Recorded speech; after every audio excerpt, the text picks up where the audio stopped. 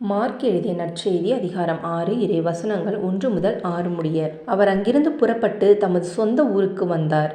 அவருடைய சீடரும் அவரை பின்தொடர்ந்தனர். ஓய்வு நாள் வந்தபோது அவர் தொழுகை கூடத்தில் கற்பிக்கத் தொடங்கினார். அதை கேட்ட பலர் வியப்பில் ஆழ்ந்தனர்.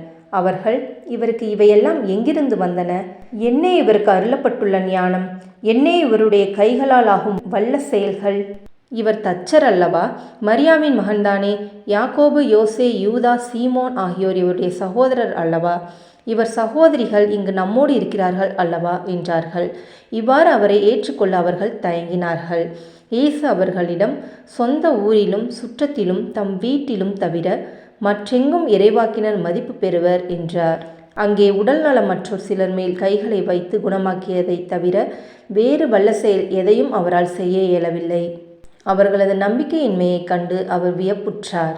அவர் சுற்றிலும் உள்ள ஊர்களுக்கு சென்று கற்பித்து வந்தார். இது கிறிஸ்துவின் நற்செய்தி. கிறிஸ்துவே உமக்கு புகழ்.